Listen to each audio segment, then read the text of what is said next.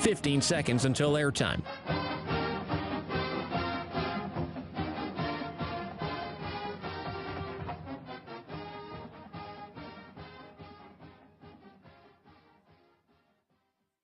Oregon is going to the Final Four. The following is a Learfield presentation of the Oregon Sports Network. And Oregon is going to play in the national championship game.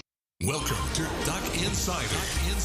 Man, it feels great to be a Duck. Give it to me, baby. My house. I'm taking it there. Their competitors, they'll want to put the O on. Three, got it! We're going to compete to a standard every day. The Oregon standard. Rebound, up and in!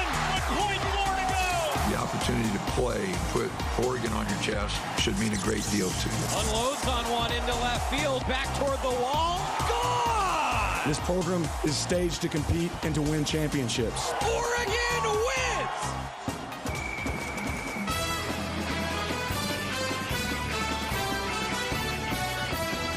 This is Duck Insider on the Oregon Sports Network from Learfield, presented by On Point Community Credit Union. Better banking, local solutions. Live from the Country Financial Studio, let's talk Oregon athletics.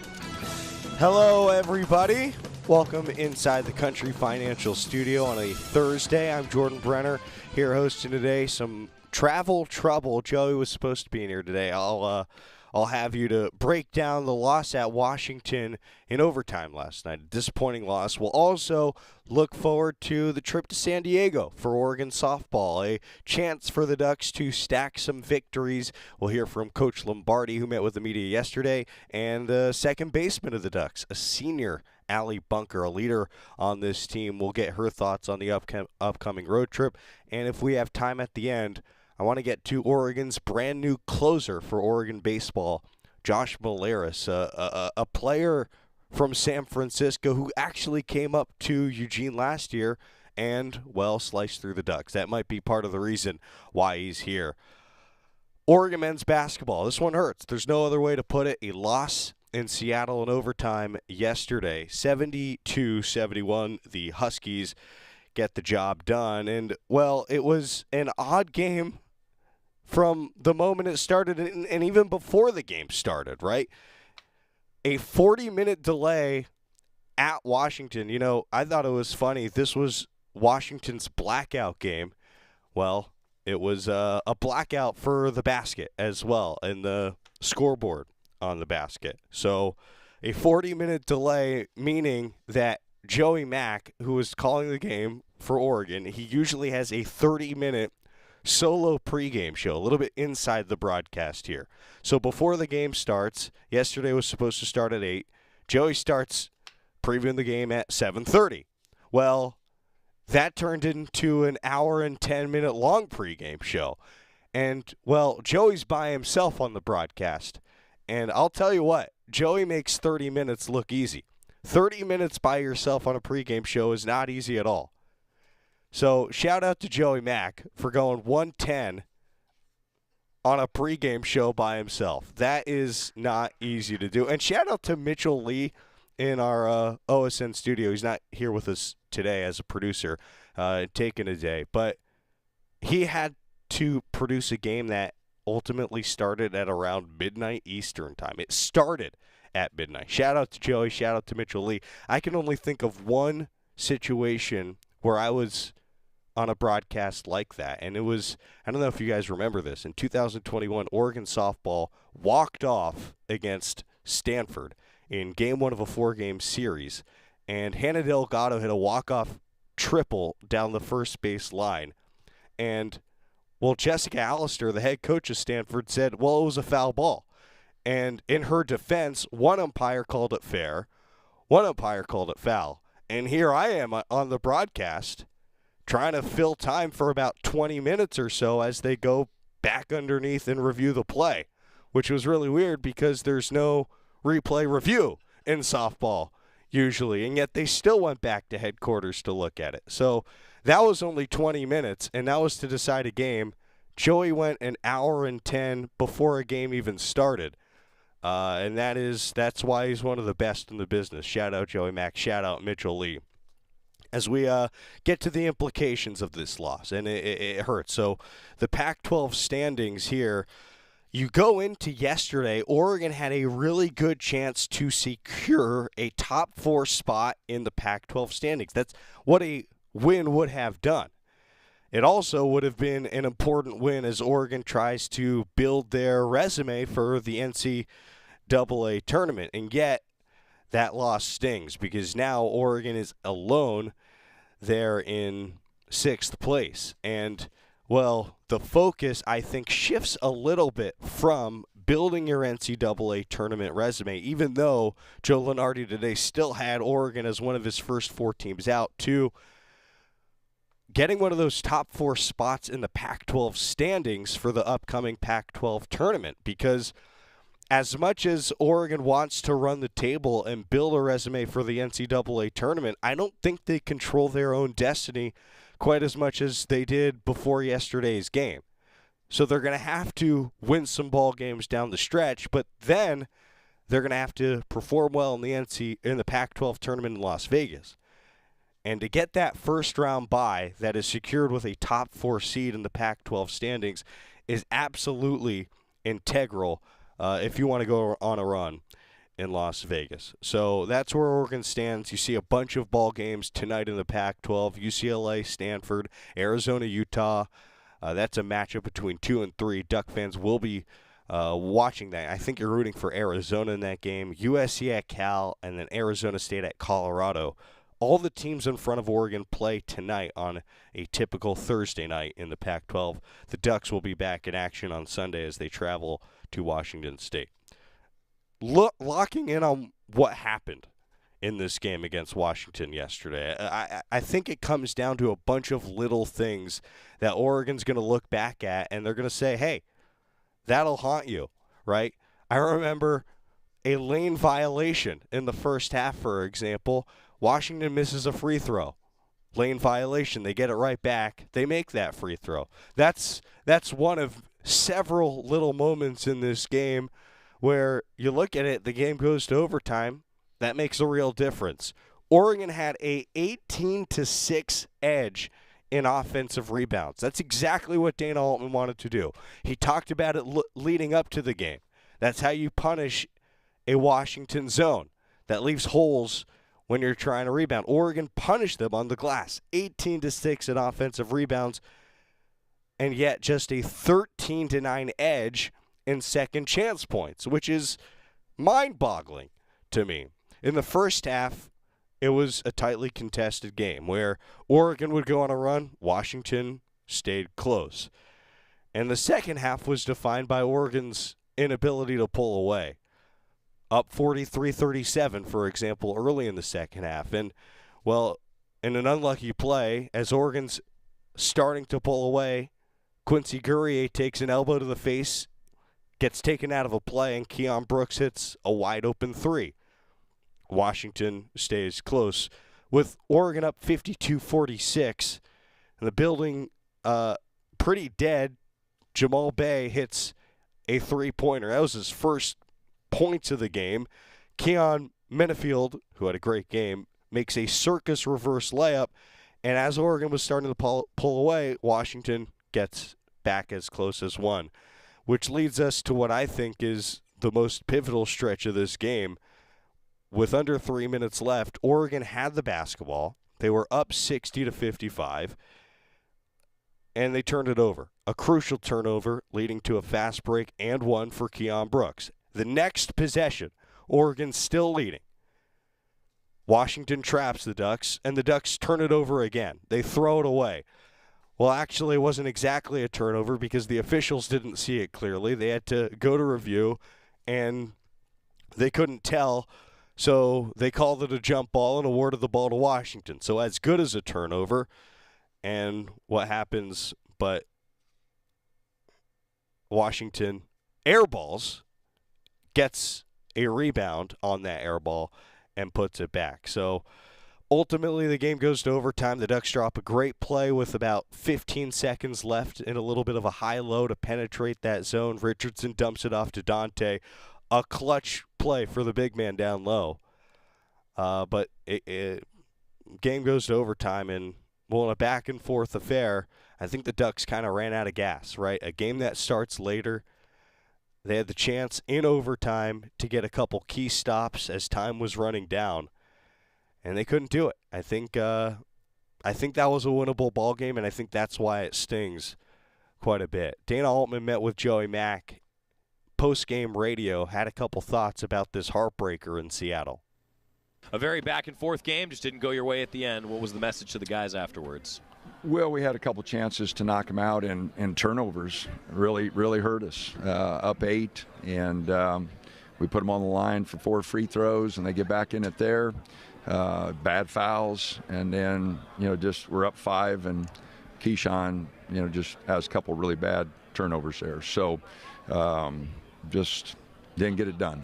Just didn't get it done. That's the big lesson, I guess, is the turnovers in big situations. That's the takeaway, biggest. Well, we got experienced guards. But our guards, we didn't score with our guards. Will was 0 for 3.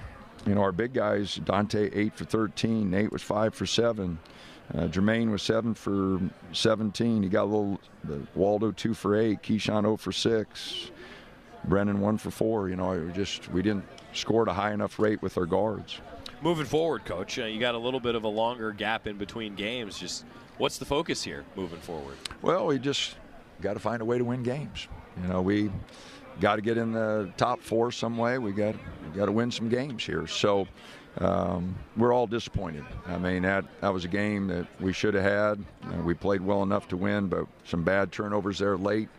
A couple separations that we had in the second half, and we just let them back in. So I'm disappointed in myself. I'm disappointed in our guys. We should have handled that better, but just didn't get it done. Oh, Coach, I always appreciate you taking the time. Thank you, All right, sir. Thanks.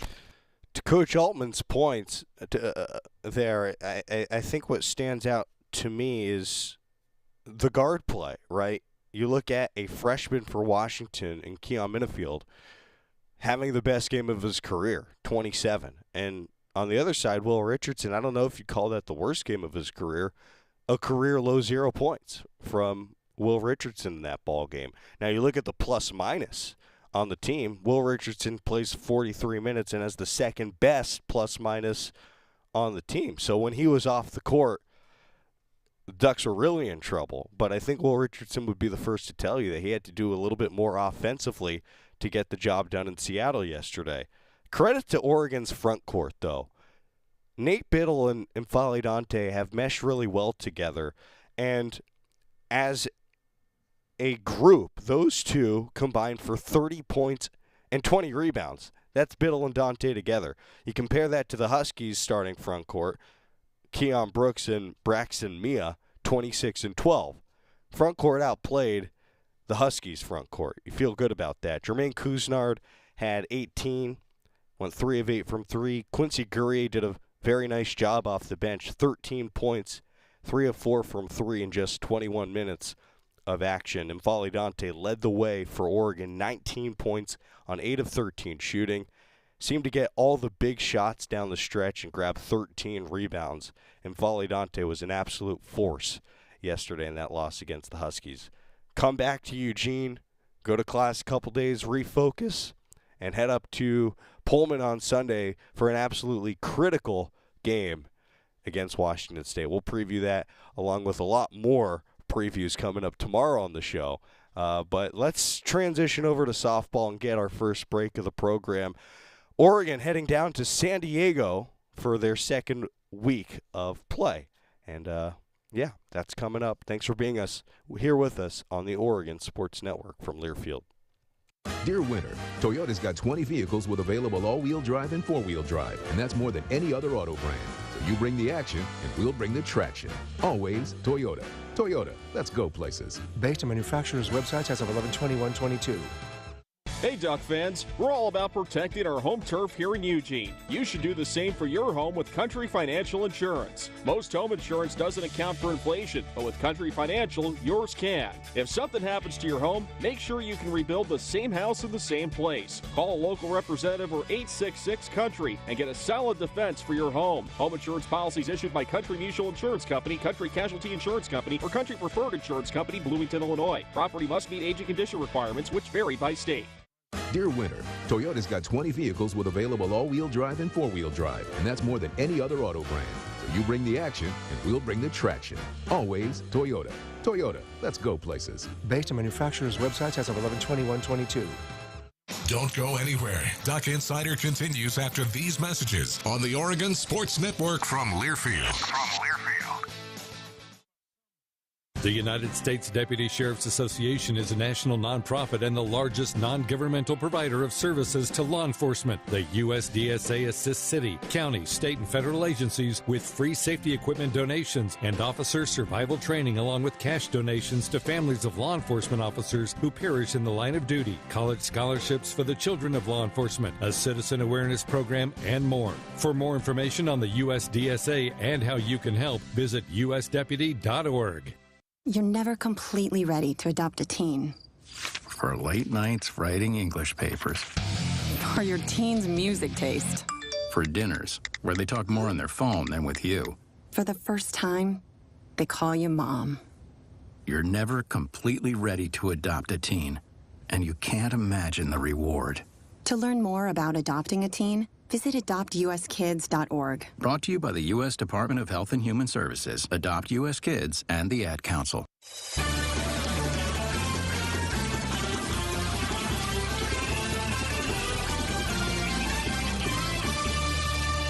Welcome back inside the Country Financial Studio. Duck Insider is brought to you by On Point Community Credit Union. It was a 3-2 start for Oregon softball, a weekend of highs and lows in the Puerto Vallarta Challenge down in Mexico. On one hand, they go toe-to-toe with Oklahoma State, one of several Women's College World Series teams from last year that they're going to face this season. Now they go down to the Campbell Cartier Classic in San Diego for 5 matchups, 5 winnable matchups. And, well, Melyssa Lombardi previewed that. She reflected on weekend number 1 and talked about what is a really promising group. A group with youth and experience for Oregon softball. Here is the head coach of the Ducks, Melyssa Lombardi. Biggest takeaways from the weekend and kind of building on that, what you're going to be looking for this weekend? Yeah, I would say that we faced some tough pitching early on, which was tough while we were going through it, but knowing it's going to be beneficial for us moving forward. We came from behind twice to get 2 big wins. I think it's good for your team to see that you can come from behind and win. I think that the 2-out driving runs in is still alive. You'll continue to see that this year. But overall, I think we did some really good things this weekend that's taking us into the next. When you get that pitching where you're facing off against the number ones of 3 teams in a row to start off the weekend against 3 really good opponents, what is that like for a team to have to face up against that level of pitching consecutively back to back to back?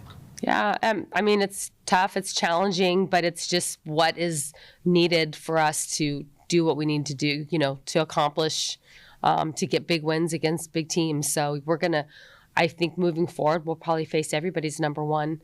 I think it was tough, but like I said, I think it's something that will be beneficial and pay off for us, not just to get to postseason, but pay off for us for this weekend and pay off for us for the next weekend. You guys know your ceiling offensively is really high, and Allee said she felt like through the course of last weekend, he started to feel a little bit of a better sense of rhythm, but obviously they want to build on that and keep building even more. How much of that is incumbent upon each individual, their individual plans? How much of that is more of a team-wide mentality thing to perform offensively the way they want to? Yeah, I think there was a couple things that they needed to adjust this weekend, and that were just getting in their way. But I think this team is going to be really, really strong offensively. So I trust in what they're doing individually. I trust that what they're doing as a team, and I think you're going to see that this weekend. So, speaking to offense, just really quickly, you've been to Puerto Vallarta several times in the past. This particular weekend, it seemed like the ball just kind of was dead during games. Is that something that is typical of Puerto Vallarta in your experience, or was it just unique to this weekend? And did that change your approach offensively at all, recognizing like the ball isn't going to do what it may normally do?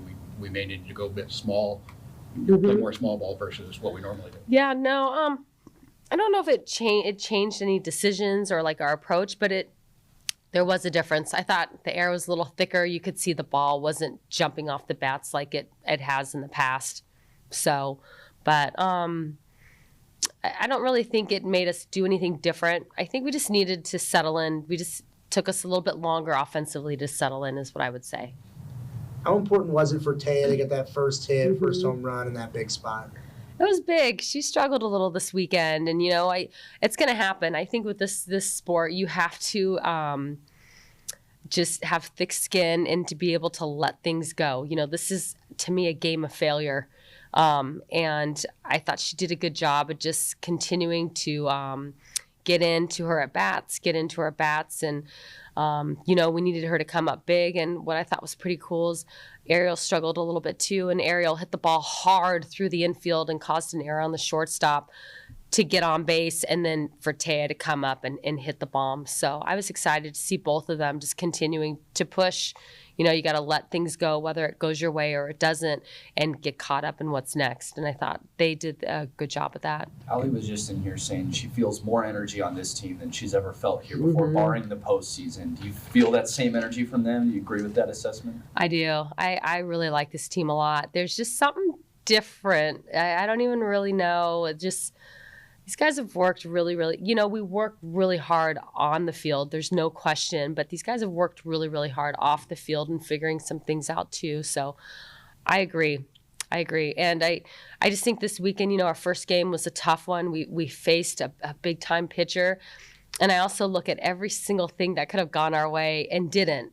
Sometimes you do things right and just things don't go your way, or things drop in for the opponent. So I trust this team. I think offensively we're going to have an unbelievable year.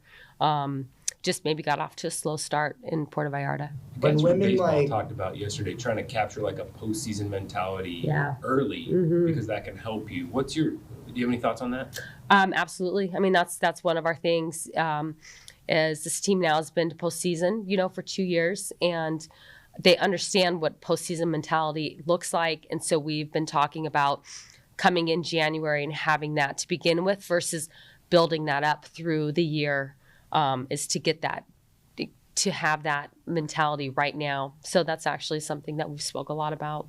When players like Tara or Ariel might not necessarily have the averages that we expected from them last year, and you still walk away with wins, how important is that for your team to, despite maybe a down weekend from someone you might expect, to be able to still walk away with victories? I think the biggest thing is for us as a team collectively finding a way to win, and if that's from Tara or if that's from Taya or whoever it may be, that's what we need. We need to have a team that's deep enough where we don't have to just go to the same people over and over, that Taya can be the one to win the ball game for us, versus Tara or Bunker to do that. So I think in order for this team to do what we want to do, we need to have big things come from everybody. So I think that's just a great takeaway, is seeing Ariel and Taya and what they were able to do in the bottom of the lineup to get us to win that game on Sunday. We get used to hearing hitters talk about the strength of the lineup 1 through 9, but Bunk just referred to 1 through 17. Is that something you're trying to foster, that sense that a bench player can be a contributor in various different ways too, and it's not just the 9 and the first inning lineup? Yeah, I agree. Yes, again, I just think with the depth that we have to be able to bring players off the bench to swing in a certain situation, that's what we need. I think that is how we're going to be successful this year, is having opportunities to use our squad in different ways, and not just depending on a handful to get us to where we need to go. It's going to take everybody. I mean, hopefully you saw that with our pitching staff. We need a staff in order to compete, and our staff competed this weekend. Touching on the staff, you mentioned before that was something you were excited to show off. They really showed out. But one thing also was it seemed like because of your confidence in them, you were more willing. There wasn't as long of a leash. As soon as you noticed that someone, you went right to the next one without hesitation, almost every time by recollection. Is that? For sure. Yep. I mean, there's going to be certain matchups that are built for certain pitchers. There are going to be certain times where, excuse me, I've been battling this for a little bit. Where a pitcher, I need them to come in for so many batters, and that's it. And it's not because they're not good enough. It's because that's what the situation calls for. And so I think it goes the same way with our offense. What does the situation call for, and who can come in and get the job done? Speaking specifically to Taya, but when you guys dissect, I mean, Taya had some really, even though maybe you're not producing, but she had some really good quality at bats where she was going deep into the counts. Is that something that you guys kind of dissect and, maybe not getting the hits, but she was, as the hitters are seeing a lot of pitches and getting a chance to show that to the rest of the team? Is that a part of that dissection? Yeah, I think, what type of bats are they having? Are they having quality at bats? Are they hitting the ball hard? We take that all into consideration.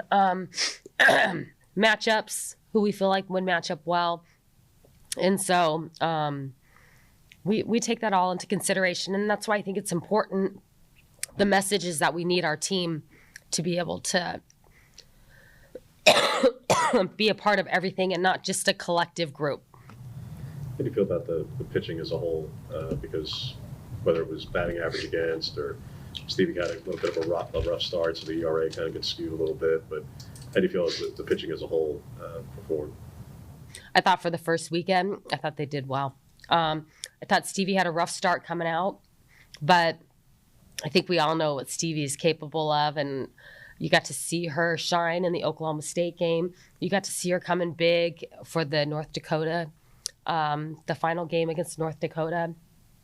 So I think she'll settle in and do her thing. But what's nice is this year is that we had others where Stevie was struggling, that we could take her out and put somebody else in. Where last year, it was just a different story. We were a little more shorthanded. So that's what I liked. And I think you could really see the unity of our staff. You could see somebody come in and get so many innings of work. And when we pulled her and brought the other one in, the other one was like, I got you. And nobody wants to come out of a game, but you could see who was coming out saying, here's the ball, I know you got me. So I think we've got a really good unity happening with our pitching staff. And I think you'll see the same thing with our offense. And I think you can feel that with our defense too. We asked Alyssa some questions about being a newcomer here in a place where, she's grown up and watched the program. Her face really lights up when she talks about Oregon softball. Uh-huh. What does that do, looking at the long term, what kind of benefit is that for a roster like this to have a newcomer that's maybe a little bit more prideful than most people about wearing the O and what it means? I think it's wonderful. There's something about hometown athletes that get to put, the Oregon uniform on. It just hits different. I know our out-of-state athletes, every time we play in the fall, their first game, they're like nervous and uncomfortable and just excited. And it's a big deal to wear this uniform for our out-of-staters. So to see our in-staters put the uniform on, it just hits different. Like, she's very, very prideful. And I'm excited to see what she's going to do this year. She loves to hit. She's worked really, really hard in the fall.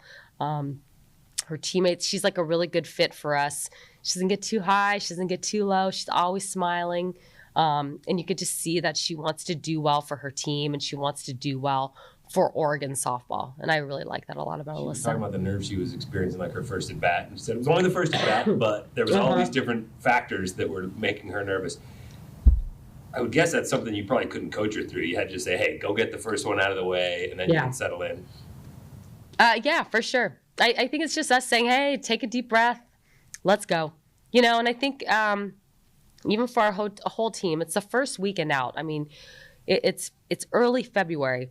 And to see what this team is going to look like by the time we get to May, June, I mean, they're going to look totally different. But I like the way this team looks. I love coaching this team. I think this is going to be an exciting team to watch all year long. We had a couple stumbles this weekend. That's all right. To me, it's like how we handle it and then what we do with it moving forward. And I think you're going to see some really good things from this group. KWVA is making the trip. If you want to listen, Ryan Milano going to be down in San Diego. Doubleheader getting going tomorrow before we even take the air. So we'll have updates for you on the show tomorrow. Doubleheader with Utah Valley at 9 a.m. and UC Riverside at 11:30 a.m. We'll get a break. Part 2 with Melyssa Lombardi coming on the Oregon Sports Network from Learfield. At Shadow Hills Country Club, our all-inclusive event pricing allows us to take care of all of the details while you enjoy your event. Our wedding garden, expansive grounds, ballroom, and meeting rooms can accommodate any size event and come complete with full catering and service staff. From weddings to business and social events, Shadow Hills offers the benefits of a resort atmosphere and the peace of a country setting just minutes from downtown Eugene. For more details, call us today or go to shadowhillsevents.com. From the weight room to the classroom, on the field and off it, On Point proudly supports University of Oregon athletics because student athletes do so much more than bring us pride on game day. They bring our entire community together in Eugene and all across Oregon. So whether you're watching the game in the stadium, at home, or at your favorite local business, their success makes all of us stronger. On Point Community Credit Union, onpointcu.com. Federally insured by NCUA, Equal Housing Opportunity. Duck Insider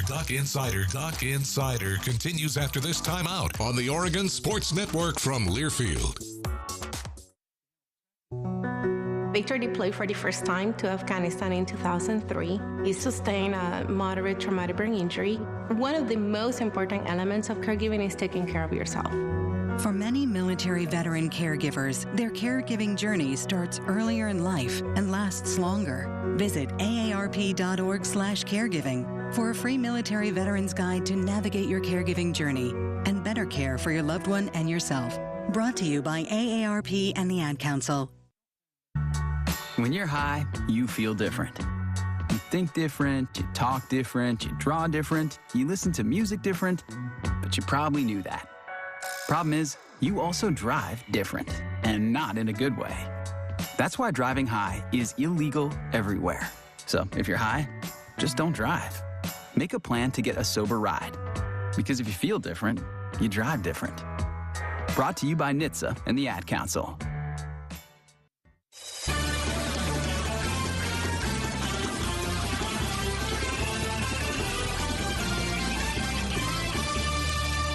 Back here inside the Country Financial Studio, Duck Insider is brought to you by On Point Community Credit Union. I'm Jordan Brenner. Joey Mack will be back with you tomorrow, where he'll host the show and then use his running shoes to sprint over to join me at PK Park for the Oregon baseball opener. That's going to be a fun time, but still on softball. The Campbell Cartier Classic, Melyssa Lombardi continuing her chat with the media yesterday. Was Hannah not playing after the second game purely discretionary thing? Or? Yeah, she's just out right now. Injury-wise, she's just out. So she's going to be out this weekend, at least? I don't know. It's day by day. I hope not, but it's day by day. Gotcha. You talk about balancing, yes, the big picture that this is the opening weekend, or this will be weekend number 2, but also bringing that idea of postseason mindset from the jump, and that there's an urgency. How do you try to strike that balance? Because, yes, you have to be cognizant that it is February, but at the same time of that, yes, but this is the kind of competition that when it does matter, this is exactly the competition that execution will be required. And having that, like, if you're going to bring that mentality from the beginning, that it can't just be, oh, well, it's only February either. Like, how do you strike that balance of the right mix? Yeah, I don't think it's only February. I just think that it's our first weekend out, and I think these guys are really geared up to get after it. I just know, I think about what our team looks like at the beginning of the year and what they look like at the end of the year.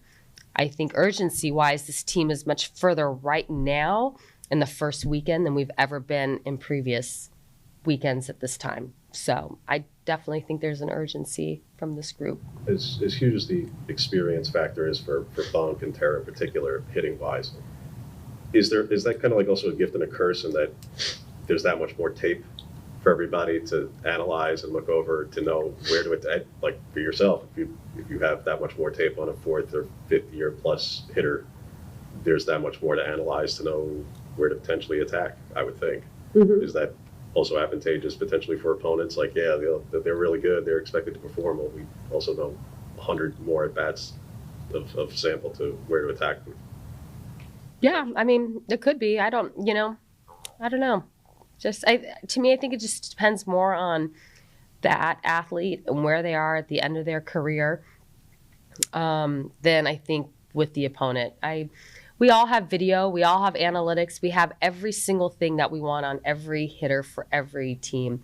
Obviously, your older athletes, we have more to look at than your younger athletes, but I don't know. I think those two are clearly on a mission to finish this the way they want to finish it, and I don't know if there's things that are going to get in their way. So.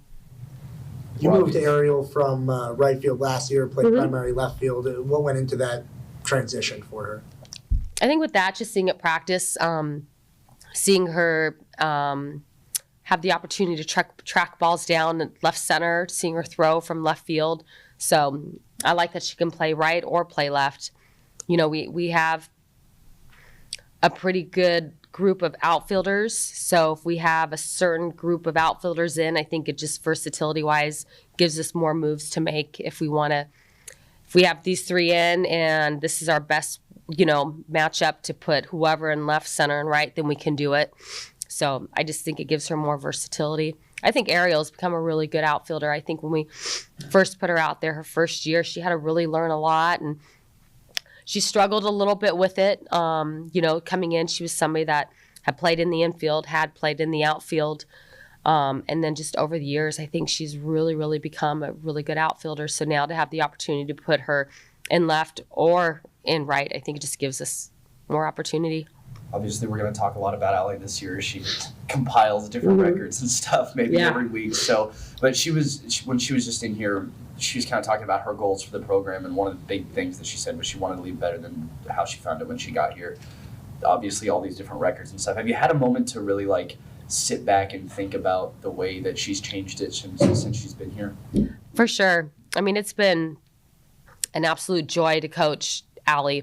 I think about her freshman year being thrown into the fire and all the experience she gained. And I think about needing her to be a leader young in her career, and her learning how to become a leader, and at times not ready to become a leader, but knowing she needs to lead, and just to watch her evolve over the years. I think she is a great athlete. I think she's an unbelievable second baseman. Our team looks up to her a lot. She does a really, really good job of helping younger athletes on the field, off the field. I'm impressed with her academically. She's an academic All-American,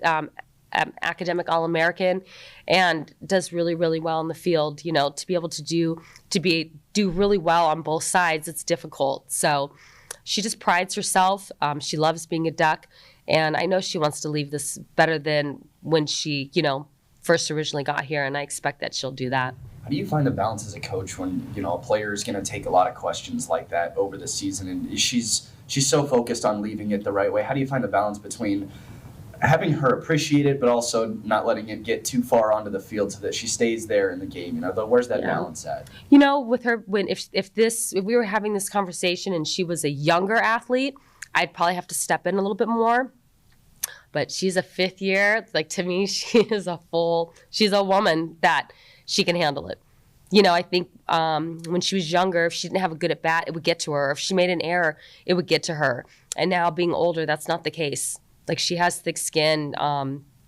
She's able to shake things and move on. So, speaking of kind of moving on, it seems like before the trip, the girls were pretty confident in where they stood and how much farther they were ahead than previous years. To come in that first game and lose it, just what was your message to them, and what was their reaction kind of going into that second game? It just was a tough game. I actually, in that first game, I thought it was tough. I thought we could get out of that. I didn't expect to be down 5 runs. And so I kind of put us in a little bit of a spot. And I told them that. I put us in a little bit of a deficit in that first inning. I just didn't think we would get to that deficit, but we did.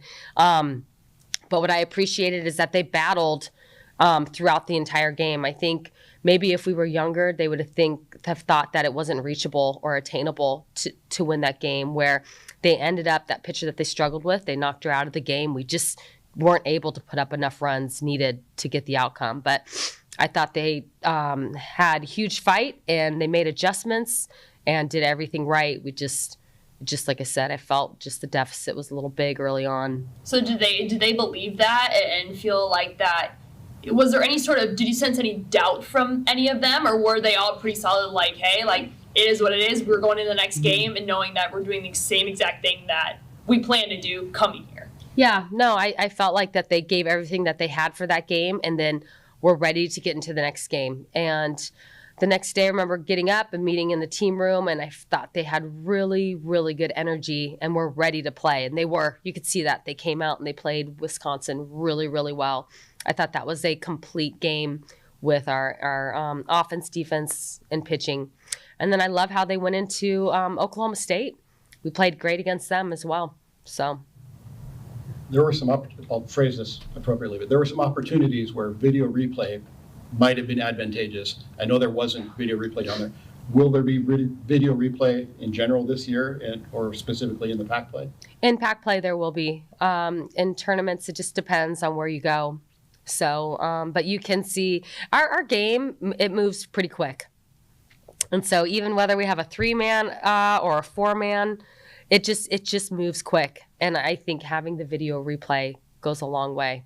I think everybody would probably say that. So there was twice where you utilized Reagan in a bases loaded, no out type of spot. She got out of it against Wisconsin. What makes her the right person to go to in that type of situation? She throws a heavy drop ball, and she gives our defense a lot of ground balls, and we've got an unbelievable infield. So I think she's, again, there's your matchup where it's like, I need you to come in and get this many outs for us. And I thought that bases loaded, no outs was huge. I thought that was big for her to come in. You use 4 arms, you potentially have 5. Or do you still have 5 available? Yeah. Yes. Good to hear from Melyssa Lombardi ahead of a road trip down to San Diego. Good start to the season, learning some things about this team as they build towards Pac-12 play. Oregon softball always has a tough non-conference. This year they play 6 of the 8 teams that played in the Women's College World Series last year. That is sensational, and it's going to be a real test for this group as they try and become one of those 8 teams this season. Let's get a break. We'll come back with Allee Bunker, who has been here forever, kind of the Tanner Smith of Oregon softball, when we come back on the Oregon Sports Network from Learfield. Dear winter, Toyota's got 20 vehicles with available all-wheel drive and four-wheel drive, and that's more than any other auto brand. So you bring the action, and we'll bring the traction. Always Toyota. Toyota, let's go places. Based on manufacturer's websites as of 11/21/22. From the weight room to the classroom, on the field and off it, On Point proudly supports University of Oregon athletics because student athletes do so much more than bring us pride on game day. They bring our entire community together in Eugene and all across Oregon. So whether you're watching the game in the stadium, at home, or at your favorite local business, their success makes all of us stronger. On Point Community Credit Union, onpointcu.com. Federally insured by NCUA, Equal Housing Opportunity. Dear winter, Toyota's got 20 vehicles with available all-wheel drive and four-wheel drive, and that's more than any other auto brand. So you bring the action, and we'll bring the traction. Always Toyota. Toyota, let's go places. Based on manufacturer's websites as of 11/21/22. Duck Insider, your home for the latest news on Oregon athletics on the Oregon Sports Network from Learfield. To protect his home and family from disaster, Steve used courage, wisdom, and his camera phone. That should do it. Way to go, Steve! By simply taking digital pictures of his family's important documents, Steve can always have them stored safely online, no matter when disaster strikes. Learn other simple ways to protect your home and family before a natural disaster at ready.gov. That's ready.gov. A message from FEMA and the Ad Council. Chris Jakimick, I served in the United States Air Force and I deployed 3 times.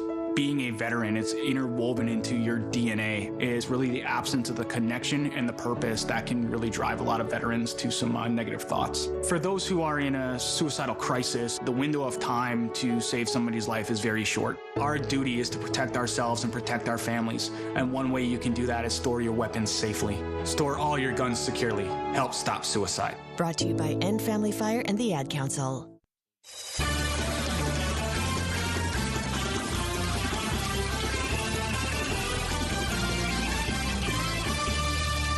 Happy you're with us here on Thursday afternoon. Just a stacked weekend of Oregon athletics that we are getting you ready for. Continuing with softball because, well, if we used all of our baseball interviews today, the softball interviews would go to waste because they're already going to be in action tomorrow morning. And also, we're going to Allee Bunker because she is a leader for this program. Really well spoken, just really understands the intricacies of the game. I always have enjoyed listening to Allee Bunker. Been here forever. Allee Bunker ahead of the Campbell Cartier Classic tomorrow. What sorts of things did you learn taking the field together for the first time officially? Yeah, I'd say I learned that this team has got a lot of energy. First game, even though it didn't go the way we wanted, I said after the game, I think this is the most energized I've felt from this team since I've been here when it wasn't postseason. I'd say the last time, or the only times I've ever felt the way I did in that game where there was just constant belief and genuine everybody wanting team success was postseason, both years we went since I've been here, and I think that was really cool to see first weekend out. This is a little strange, but Tanner Smith from baseball was doing media yesterday, and he kind of said the same thing, like they need to embrace like a postseason mentality early to sort of benefit from the fruits of that once they hopefully get there. Do you kind of feel the same thing, like you sort of set those terms now and hope they pay dividends come spring? Yeah, of 100%. I think we talk about all the time our favorite times that we have played together as a team have been postseason. Regardless of the outcomes of the games, it's just been everybody thinking about the team. If we don't win this game, like we're done, this team's done. And trying to get there earlier to make it more fun for us because sometimes, games get stressful, but it's more fun when we're able to have that mentality and play for each other instead of just for ourselves. You've kind of only had the opportunity to scrimmage yourselves for a while now. So this past weekend was really the first time you got to experience some other opponents. How did you feel like the team, I know you guys have talked a lot about embracing this post-season mindset, like Rob said, even when you're getting pushed, how did you feel like the team really reacted to that competition, knowing it wasn't just against yourselves, like it's against another opponent and it really counts now? Yeah, it's definitely hard. I'd say for every team across the country, the first weekend out, especially with anybody new on the team, it just doesn't feel the same year to year, regardless if you have the same team or not. And that was kind of hard, I think, for us the first few games. I think our hitting definitely is a lot better than what we put out every game last weekend. And that just comes from we're facing pitchers that aren't our own pitchers, and we faced some pretty tough pitching this past weekend. And so I think we're a lot more comfortable in that now and being able to know, like, okay, now it's like all of us versus them instead of half and half. So it was really fun to see the team come together, and I'm excited to see us be more comfortable in that this weekend. As one of the more experienced members of the team, how do you really see your role as a leader of this squad? I think just having the experience, like you said, I've played in a lot of games here, seen a lot of things. A lot of things have happened since I've been here, good, bad, whatever it is, and just kind of taking everyone under my wing and saying, hey, like we've been here before, this is how we got out of it. And I think that's something that this team has, is a lot of veterans. We know how to fix something that might necessarily be going the right way for us because chances are it's happened before. So that's what's really cool, is that we're able to nip things in the butt as they come because, we've been there, done that. For you this weekend, where it wasn't necessarily the start you were looking for, you struck out early, which is not something you normally do, and then you bounced back with a 4 RBI game later in the weekend. How did you sort of take what you just said and apply it to yourself personally over the weekend? Yeah, I just told myself, like, those were tough teams, tough pitching, and I can't take one game and say, oh, this is going to be what the rest of the season's like. I want to treat this last season like it is my last, and it's just crazy to think about, and I don't want to waste 1 minute of it, having regret of, oh, I should have done this, and just kind of bringing everybody into that with me, saying, hey, guys, this is the last time, like, these next however many months is going to be our last time as a group together. And so flushing the bad, embracing the good, learning from the bad. So that's kind of what I'm trying to embrace more myself and help the team embrace. For vets like you and Tara, there are expectations. Everybody thought this lineup was going to produce at a pretty high level. Do you have to fight yourself to keep from pressing at all, or do you feel like you're experienced enough that you know how to handle that sort of pressure, for lack of a better term? I think there's always going to be some sort of pressure. especially facing tough pitching. When we face tough pitching this weekend, it's always like, okay, we're the veterans. We have to, help the team out in proving that this pitcher can be hit. But I think it's a little bit less for me because I really have a lot of trust in this offense, and I feel like 100% with confidence that this lineup 1 through 17, I think we have 17 hitters, are really, really, really good. And if someone goes down, someone's on the bench to pick them up. And I don't feel like the weight of the world on my shoulders whatsoever. So That's Allee Bunker right there. Just as legit as they come. Has been one of the best in the conference for a very long time and will continue to be that. Let's get a break. I want to introduce you to Josh Melyssa, the Duck baseball closer. That's coming up after this on the Oregon Sports Network from Learfield. From the weight room to the classroom, on the field and off it, On Point proudly supports University of Oregon athletics because student athletes do so much more than bring us pride on game day. They bring our entire community together in Eugene and all across Oregon. So whether you're watching the game in the stadium, at home, or at your favorite local business, their success makes all of us stronger. On Point Community Credit Union, onpointcu.com. Federally insured by NCUA, Equal Housing Opportunity. At Shadow Hills Country Club, our all-inclusive event pricing allows us to take care of all of the details while you enjoy your event. Our wedding garden, expansive grounds, ballroom, and meeting rooms can accommodate any size event and come complete with full catering and service staff. From weddings to business and social events, Shadow Hills offers the benefits of a resort atmosphere and the peace of a country setting just minutes from downtown Eugene. For more details, call us today or go to shadowhillsevents.com. This is Duck Insider. Duck Insider on the Oregon Sports Network from Learfield. Hi, I'm Smokey Bear, and I made an assistant to help you prevent wildfires. Dude, I've got this. I've been camping since I was 5 years old. But I am a camping influencer. You know what? I'll bet you $5. Assistant Smokey, what is the best way to put out a campfire? To put out a campfire, drown with water, stir, drown again. Then make sure the fire is out cold by feeling with the back of your hand. Wait, really? I'll take the $5. Learn more at SmokeyBear.com. Brought to you by the U.S. Forest Service, your state forester, and the Ad Council. It's time for today's STEM tip. Okay, you know recycling is important. No one wants plastic in the ocean. Here's a cool way to repurpose a plastic bottle. Build an awesome terrarium. Cut a large plastic bottle in half and fill the base with sand, pebbles, potting soil, and your favorite plant. I chose an African violet. Put the top of the bottle over your base and place it in the sun. Your plant will grow sealed in its own ecosystem. Fun, right? Learn more at She Can STEM. A message from the Ad Council.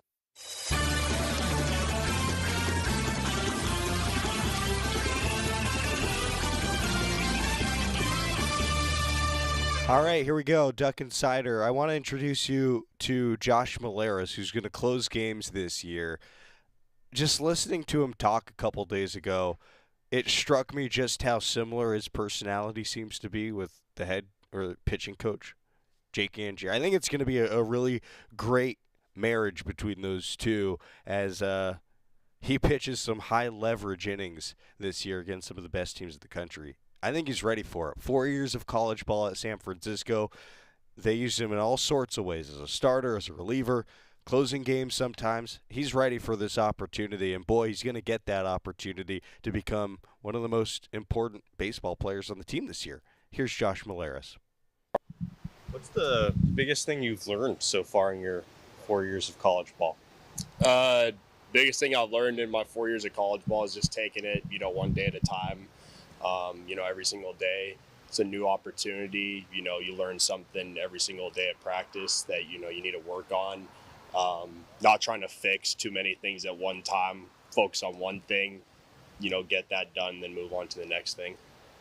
What went into the decision to transfer to Oregon? So obviously I entered the portal right after our season had ended at USF. We'd played up here for a couple games right after our conference play started, and I really knew that this place was something special.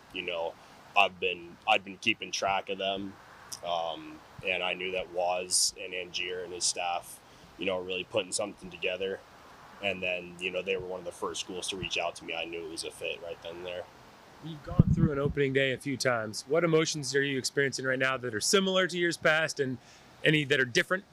I'm excited to get going. It's been, very long time since I've played anyone else besides us in scrimmages. I'm excited to go out there and compete, honestly. That's really the only thing I'm feeling right now. You've been used in scrimmages primarily as like a pseudo closer. Is that the role you anticipate going forward here? Yeah, I anticipate that at least for the start of this season. What are the conversations like with Waz or with Angier about being the closer? Just why do they think that you're the best guy for that position? Just believe my mentality, and then how I've been able to handle it in scrimmages, and in the past. That last year at USF, really finding that role and then being able to excel at that, and being able to prove that here throughout the fall and our spring scrimmages so far. There hasn't been too much in depth. Just hey, keep going out there doing your thing. Is that mentality something you always had, or that you kind of has evolved as you've grown into that role? Definitely something that's evolved as I've grown into it. My role shifted around for my first few years at USF, starter, just middle inning bullpen guy, and then piggyback starter in my third year there. Then that summer 2021, that's when I really, found that mentality, and, that role fit me. Good to hear from Josh Melyssa. A busy show coming tomorrow because we have a whole lot of sports to preview, including women's basketball game up in Washington tomorrow. We'll talk about Oregon baseball and their 4-game series coming up with Xavier, including a doubleheader on Saturday. We'll have comments from Mark Wasikowski, the head coach of Oregon baseball, leading up to that game. How about Washington week for Oregon men's tennis and Neil Schelander? A great environment expected at the Student Tennis Center, no doubt about that. That's going to be really fun. And get there early because doubles and the environment of doubles where you have all 3 matches going on at the Student Tennis Center, going to be one of the more fun matches of the year. So really looking forward to that. Obviously some disappointment after yesterday and the game against Washington, but you regroup if you're Oregon men's basketball, and you look ahead to Sunday in Pullman. Joe Lombardi still has the Ducks as one of the first 4 teams out. The focus has to be getting one of those top 4 seeds in the Pac-12 tournament. Thanks to Sophie. Thanks to Scott. Zach back in studio locking us down today. Appreciate you. Go Ducks, everybody, and we're back on the air tomorrow at 1.